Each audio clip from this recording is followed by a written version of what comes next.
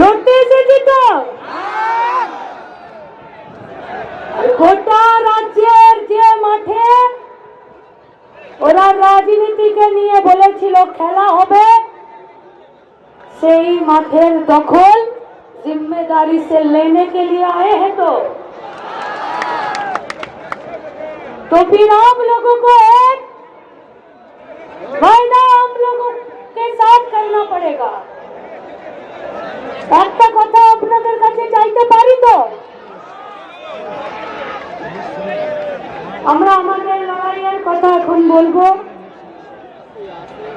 আমার পর সংগঠনের প্রাক্তন সর্বভারতীয় সম্পাদক তিনি বলবেন, তারপর এই তিরঙ্গাকে আর আমাদের দেশকে বাঁচানোর যে শপথের কথা, যে প্রতিজ্ঞার কথা ভারতের সংবিধানের প্রস্তাবনা পাঠ করে তবে এই মাঠের জমির ইঞ্চিটা ছাড়বো। পারবো তো? এই আমরা এখানে বলছি, তো ডান দিকে আমাদের কমরেডরা একটু চিৎকার করছেন যে সমস্যা হচ্ছে। আরে গোটা রাজ্যের রাজনীতির দখল যখন বামেরা নেয় তখন ডান দিকের একটু অসুবিধা হয়। কিন্তু আমাদের কমরেডদের কাছে আমরা বলবো, অনেক দূর থেকে এই লড়াইয়ের বার্তাকে শানিত করতে আপনারা এসেছেন। আমরা জানি এই লড়াইয়ের শেষ দেখে তবেই আমরা ছাড়ব, তাতে আমাদের অনেক সমস্যা হবে। আমাদেরকে অনেক আরো সালেম খানদেরকে পাশে পেতে হবে, আমাদের অনেক অমলা কাকিমা অমলা মন্ডলদেরকে আমাদেরকে পাশে হয়তো নিতে হবে। কিন্তু মাঠের দখল किसी का बाप का मजाल नहीं है कि हम लोगों से ले लो। আমাদের প্রাক্তনীরা আছেন, সংগঠনের নেতৃত্ব কর্মী, অভিভাবক, এই প্রত্যেকে যারা আছেন এই মাঠের মধ্যে। আর আমরা এটা জানি যে অসংখ্য মানুষ আছেন যারা এই মাঠে আজকের এই সভাতে এসে এখনো পর্যন্ত উপস্থিত হতে পারেননি বা আজ উপস্থিত হতে পারেননি। আমরা আপনাদেরকে সালাম জানাচ্ছি। এই গোটা রাজ্যের বামপন্থী লড়াই আন্দোলনে আপনারা আমাদেরকে সাহায্য করেছেন। अरे जब मांगा है इंसाफ तो अंजाम देखकर छोड़ेंगे, जान भी अगर देना पड़े तो संघर्ष से पीछा नहीं छोड़ेंगे। अरे বামপন্থীরা একটা পড়ায় রাজনীতি করতে বুদ্ধবুদ্ধি করে না। বামপন্থীদের লড়াই একটা গলিতে নয়, বামপন্থীদের লড়াই एक पंचायत का प्रधान, एक ग्राम संसद का मेंबर, एक काउंसिलर, एक चेयरमैन, एक कॉर्पोरेशन का मेयर, एक विधानसभा में एमएलए, एक पार्लियामेंट में एमपी। इस बारे में राजनीति करने वाले लोग हम लोग नहीं है। যতদিন রাজ্যের মাটিতে, যতদিন দেশের মাটিতে, যতদিন দুনিয়ার মাটিতে অপশাসন, লুট, অত্যাচার, খেটে খাওয়া মেহনতি মানুষের কুটিরটি বেধরা সিস্টেম থাকবে, বামপন্থীরা রক্ত বীজের ঝড় লড়ে যাবে, লড়ে যাবে। একটা চালানা দিয়ে পুরো অবস্থান পশ্চিমবঙ্গের দিকে ঘোরাঘোরা করছে। আপনাদের কুতকুতি মারামারি করছে। আর তৃণমূলের চাকরাগুলো আর সেটাই আমার दुनिया। अरे हम लोग जानते हैं कि अपनी गली में तो कुत्ता भी शेर है, बाहर कभी आओ उसके पास देखा जाएगा। 2910 किलोमीटर হেঁটেছে বামপন্থীরা, বিপ্লবী যুব সংগঠনের ডিওয়াইএফআই কর্মীরা। আর প্রথম হেঁটেছে না, অসংখ্য প্রাক্তনীরা আমাদের মঞ্চ থেকে শুরু করে ওই শেষ অব্দি বসে আছেন। पैदल चले हैं हम लोग। कभी कॉलेज निर्माण के लिए तो कभी कारखाना बनाने के लिए तो कखनो बक्केश्वर हल्दिया पेट्रोकेमिकल्स बानानोर जन्य तो कखनो ए राज्येर बुके शांति समृद्धि अमन प्यार मोहब्बत और चैन का ये जो वातावरण है इसको बरकरार रखने के लिए पाए हाथा हमारे काছে নতুন নয় संगठনের आदर्शेर प्रति अविचल आस्था नेतृत्वদের শেখানো রাস্তা সাধারণ মানুষের প্রতি দায়বদ্ধতা সেই দায়বদ্ধতার জায়গাতে দাঁড়িয়ে এই লড়াইটা চলছে বিরামহীন ইনসাফের লড়াই ক্ষণিকের লড়াই নয় ইনসাফের লড়াই অবিরাম ধারাবাহিক দীর্ঘ তাই আমরা বলেছিলাম বড় মাঠে লড়াই হবে যে মাঠে লড়াইয়ের শর্ত ধর্ম হবে না যে মাঠে লড়াইয়ের শর্ত ভাষা হবে না যে মাঠে লড়াইয়ের শর্त वर्ण হবে না जिस मैदान पर संघर्ष का एजेंडा इस देश का नाम इंडिया होगा या भारत होगा वो नहीं होगा जिस मैदान में लड़ाई का संघर्ष का एजेंडा ये नहीं होगा कि अपनी लुंगी पहनें ना अपनी धोती पहनें अपनी टीका लगान ना अपनी टोपी पहनें अपनी फ्रिजे किसेर मांस रखें এটা হবে না তাই লড়াইয়ের শর্ত হবে কাজ লড়াইয়ের শর্ত হবে রুটি লড়াইয়ের শর্ত হবে রুটি লড়াইয়ের শর্ত হবে স্বচ্ছতা আর সেই শর্ততেই গোটা মাঠের দখল নেবে মূল এজেন্ডার কারিগররা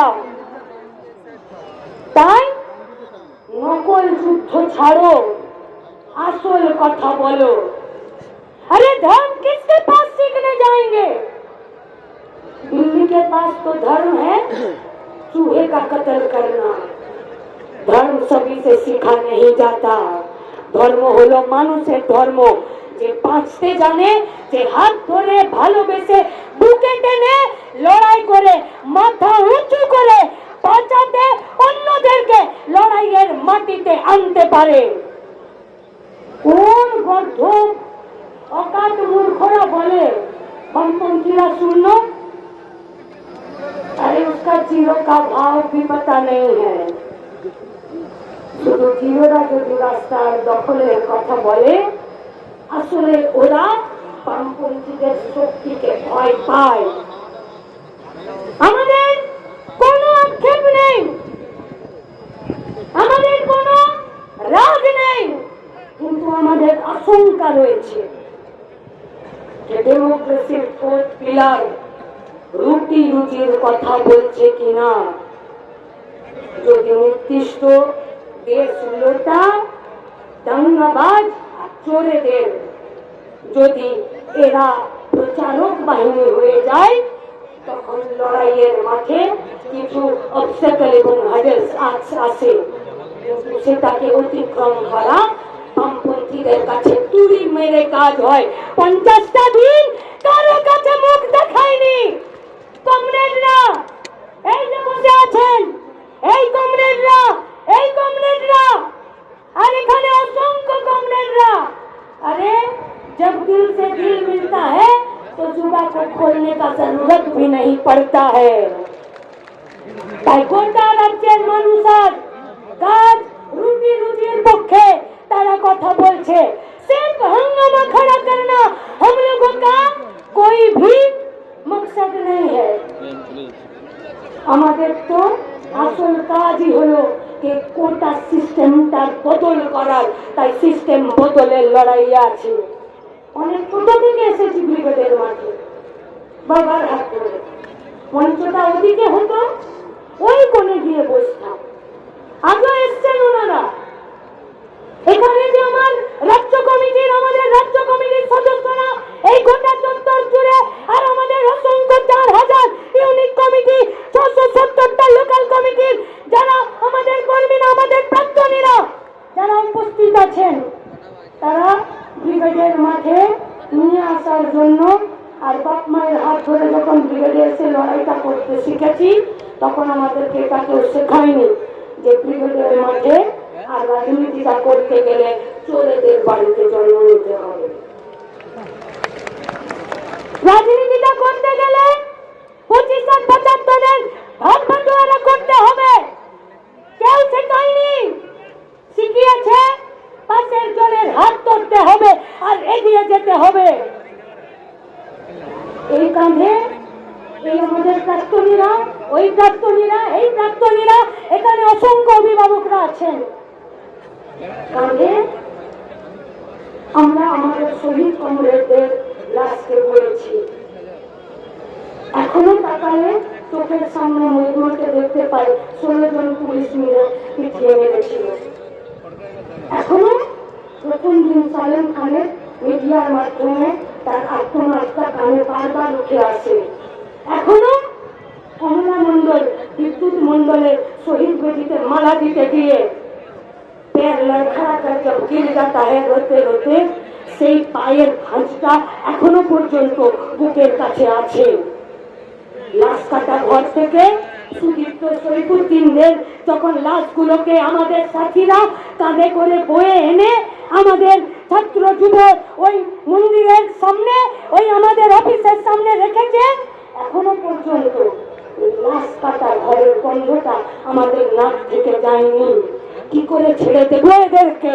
যদি এদেরকে ছেড়ে দিই তাহলে তো ভবিষ্যতের প্রজন্ম আমাদেরকে বেঈমান বলবে। বেঈমান হতে পারবো না। কি করতে পারি আমরা? অসংখ্য আইনজীবীরা আছেন, হাইকোর্ট থেকে শুরু করে সুপ্রিম কোর্ট থেকে শুরু করে জেলা सब डिविजनल कोर्ट पर्यंत हम लोगों का कॉमरेड के लिए, आम जनता के लिए जो लोग लड़ते हैं, डॉक्टर साहब सब है। एक একটা লড়াইয়ে যারা পাশে দাঁড়িয়েছেন, কি বলতে পারি আপনাদেরকে? আমরা আপনাদেরকে শুধু আমরা বলতে পারি লাল সালাম, আর আপনাদেরকে আমরা কথা দিতে পারি যে সাহসে, যে আশায়, যে প্রত্যাশায় এবং যে লড়াইয়ের মেজাজে মাটিতে টিকে থাকার জন্য আপনারা এই লড়াইকে সাহায্য, সমর্থন আর এগিয়ে নিয়ে যাবার রাস্তা দেখেছেন, আমরা আপনাদেরকে কথা দিতে পারি এই লড়াইয়ের মাটি থেকে 1 ইঞ্চি জায়গা আমরা ছেড়ে দেব না। তাই আপনাদের কাছে আমাদের আবেদন, এরা অনেক কথা বলে, कि वही बोलছে আপনি কে বলবেন, ও ওই বলছে আপনি কে বলবেন। आज हम लोग इस ब्रिगेड का मैदान से वो जो लोग बोलते हैं खुद को कि আমরা পশ্চিমবঙ্গের বিরোধী দলনেতা, পশ্চিমবঙ্গের বিরোধী, আজ আমরা আপনাদেরকে ব্রিগেডের মঞ্চ থেকে চ্যালেঞ্জ করছি, अगर दम है तो বিধানসভার ভেতরে বিধানসভা স্পিকারের কাছে যে আপনাদের বিধায়কগুলো বিধানসভার ভেতরে বিজেপি আর বিধানসভার বাইরে গোটা রাজ্যে দিদিমণির কোলে দোল খাচ্ছে, যদি দম থাকে তো স্পিকারের কাছে তাদের এমএলএ গুলো ক্যান্সেল করার জন্য আবেদন করে আসুন, হাওয়া টাইট হয়ে যাবে। আমরা আবেদন করতে চাইছি, আমরা এই সকল অংশগ্রহণকারী মানুষের কাছে যে আমরা বলেছি বন্ধ কারখানার শ্রমিক যে জমি অধিকৃত আছে সেই জমিতে নতুন করে কারখানা বানানো, অসংখ্য চাকরি প্রার্থীরা এই গোটা পশ্চিমবঙ্গের মাটিতে যারা অবস্থানরত হয়ে বসে আছেন, দায়বদ্ধতা ये जिम्मेदारी आप लोग नहीं लेना चाहेंगे कि আমার হবু শিক্ষিকা চোখের জলে নিজের শরীরের সবথেকে সুন্দর যে অংশটা চুল, শুধুমাত্র একটা সরকারের অপদার্থতা আর চাকরি চুরি আর চাল চুরির জন্য হবু শিক্ষিকারা তার জীবনের, তার শরীরের, তার সবথেকে বড় সুন্দর অংশটা সেটা অন ক্যামেরা খুলে করে নিজের চুলটাকে নামিয়ে দিতে বাধ্য হলো। তার চোখের জলের জিম্মেদারি নেই নেঙ্গে আপ লোক, নেবেন না? নিতে হবে তো। যদি ওরা চাকরি না পায় তাহলে আপনার আমার বাচ্চারা সরকারি স্কুলে কার কাছে পড়তে যাবে?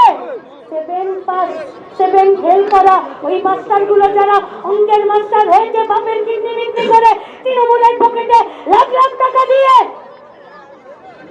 ভবিষ্যৎটা আমাদের, লড়াইটা আমাদের। আমরা যে লড়াইটা করছি ত্যাগ করার জন্য লড়াই। हम लोग जानते हैं T20 का मैच नहीं है, ये टेस्ट मैच है, लेकिन कभी कभी प्लेयर ऐसा भी होता है और उतरना पड़ता है। আর তাদেরকে নামাতেও হয়। নেতৃত্বরা এই অসংখ্য ছাত্র যুব কর্মীদেরকে রাস্তায়, বুথে, অঞ্চলে, পঞ্চায়েতে দাঁড়িয়ে লড়াই করার মতন জায়গায় এনেছে। এই যে সাউথ আফ্রিকার সঙ্গে টেস্ট ম্যাচটা হলো, সিরাজ নামলো আর 13 দিনের ম্যাচ কুটিয়ে বাড়ি পাঠিয়ে দিল। এরকম প্লেয়াররাও রাস্তায় নেমেছে, নামবে, লড়ে যাবে।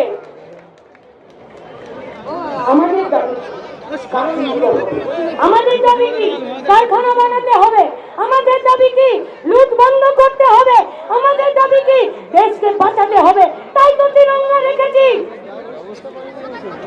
जब जब देश बचाने वालों का काम जो होता है वो काम वो नहीं करके जब वो देश बेचने पर तुला होता है তখন আমাদের দায়িত্ব হয় যে দেশকে বাঁচাতে হয়। তাই দেশের সংস্কৃতি, দেশের কৃষ্টি, দেশের অখণ্ডতা এবং দেশের সার্বভৌমিকতাকে বাঁচানোর জন্য এই লড়াইটা করতে হবে। কে বিজেপি এই পশ্চিমবঙ্গের মাটিতে আমাদের মতন সব তৃণমূলের নেতাগুলোর ভাগাড়ে বিজেপির দিকে গেছে, সব ভাগাড়ের গুলো গেছে। কি করবে এরা? এরা রেল বেঁচে দেবে, বিএসএনএল বেঁচে দিচ্ছে, এরা আমাদের নদী নালা জঙ্গল বেঁচে দিচ্ছে, আর গোটা দেশ গোটা রাজ্যে প্রকৃতিকে এরা ধ্বংস করে দিচ্ছে। বাঁচার সুযোগ নেই। তাই যদি বাঁচতে হয় তাই লড়তে হবে, বিনা লড়ে বাঁচা যাবে না। কারা যাবে পার্লামেন্টে 2024-এ লোকসভার ইলেকশনে? হ্যাঁ, 2910 কিলোমিটার হেঁটে গরিব খেটে খাওয়া মেহনতি মানুষ, আমাদের পথযাত্রীরা যারা হেঁটেছেন, যারাই তেজ দেখিয়েছেন, যারাই সাহস দেখিয়েছেন, যারাই দৃঢ়তা দেখিয়েছেন, তাদের সাথে আমরা একথা গোটা রাজ্যের বুকে কান পেতে শুনেছি। কারা যাবে? আমাকে ফ্রিতে দেখতে পাবে তাই তুমি আমাকে ভোট দাও, আমি দেখতে ফর্সা তাই তুমি আমাকে ভোট দাও, আমি ঠোঁটে লিপস্টিক লাগাতে পারি তাই তুমি আমাকে ভোট দাও, আমি একটু দেখতে সুন্দর তাই আমাকে ভোট দাও। আরে কোন লোক যাতে হ্যাঁ শাশুড়ের বাচ্চারা মোহাম্মদ সেলিম সহ এই গোটা রাজ্যের যারা বামপন্থীরা ছিলেন, যারা विधानसभा भेतरे पार्लियामेंट भेतरे जेतें, उन लोगों का दम नहीं होता कि एनआरसी के बारे में बात करने के लिए। ওদের দম হতো না আমাদের 100 দিনের কাজের টাকাকে লুট করার, ওদের দম হতো না আমাদের আবাস যোজনার ঘরের টাকা লুট করার, ওদের দম ছিল না চাকরি বিক্রি করে দেবার। কেউ কেউ খুব হাহুতাশ করছে, জীবনটা এরকম করলো। অনেক তৃণমূলের সঙ্গে কথা, বিজেপির সঙ্গে কথা, অনেক সাধারণ মানুষ আছেন আমরা জানি। আপনাদের কাছে আমাদের আবেদন, হয়তো কোনো প্রত্যাশা নিয়ে ভোট দিয়েছিলেন कि आसमान से उतरेगा फरिश्ता और वो परी आकर कुछ परिवर्तन कर देगा। কিন্তু যে দলগুলো শুধুমাত্র বুদ্ধি কেনার জন্য 500 কোটি টাকা ব্যয় করে, সেই দলটার নেতা মন্ত্রীরা চাল চুরি করে, গরু পাচার করে, চাকরি বিক্রি করে, কম্বল পেতে জেলেই শুয়ে থাকবে, তারা কেউ নেশার বিজ্ঞানী হতে পারবে না। তাই প্রত্যাশা যা করেছেন সেই প্রত্যাশার থেকে আপনাদের প্রতি আমাদের হাত বাড়ানো রইল। যদি মাথা উঁচু করে বেঁচে থাকতে চান আসল লড়াইয়ের ময়দানে, কারণ বিনা লড়াইয়ে বেঁচে থাকতে যায় না, পারা যায় না। তাই আমরা বলছি কে যাবে 2024-এ পার্লামেন্টের ভেতরে? কারা যাবে? যারা এই রাজনীতিকরণ করেছে, যারা এই গোটা রাজ্যের গোটা দেশের কাজের জায়গা, রোজগারের জায়গা, গোটা অর্থনীতির জায়গাকে যারা টিকিয়ে রাখতে চাইছে, তারা যারা এই গোটা অর্থনীতিটাকে তুলে ধরতে চাইছে, কাজ দিতে চাইছে, কারখানা বানাতে চাইছে, দেশকে রক্ষা করতে চাইছে, তাদেরকে পাঠাতে হবে পার্লামেন্টের ভেতরে, তাদেরকে পাঠাতে হবে বিধানসভার ভেতরে। क्योंकि वामपंथा ही एकमात्र ऊर्जा और शक्ति है যে যারা ঘামের বিনিময়ে টাকা রোজগার করে আর যারা স্বচ্ছতার সাথে দুবেলা ভাতের জোগাড় করে, তাদের হয়ে কথা বলে এই शेरों का बच्चा जो विधानसभा और पार्लियामेंट में जाते हैं। बाकी नीति और आदर्श का बात कीजिए। इतना मोटा बुलाने से कोई खेल नहीं बनता। লড়াইটা নীতির, লড়াইটা আদর্শের। তাই কাজের দাবিতে, শিক্ষার দাবিতে এই লড়াইয়ের শেষ কোথায়? এই লড়াইয়ের শুরু। তাই কবির কথাকে মহাবীর শহীদ অবদানিত আমি সেই দিন অবসান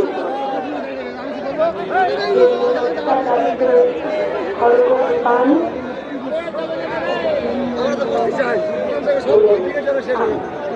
এই রণভূমের নিবে না। আমি সেই দিন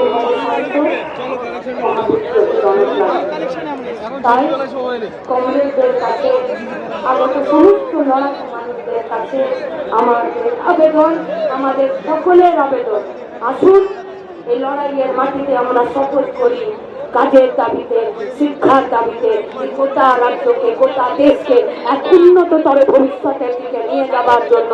আর তার জন্য যদি আমাদেরকে আরো অনেক কঠিন পথ পার করতে হয়, সে পথে আমাদের ক্লান্তি থাকবে না। তাই আপনাদের কাছে আসা, আপনাদের দিকে দুহাত বাড়িয়েই আমরা কথা দিচ্ছি, এই লড়াইয়ের ময়দান থেকে সরে যাওয়ার কোনো রকম কোনো গুঞ্জাইশ নেই। ইনকলাব জিন্দাবাদ।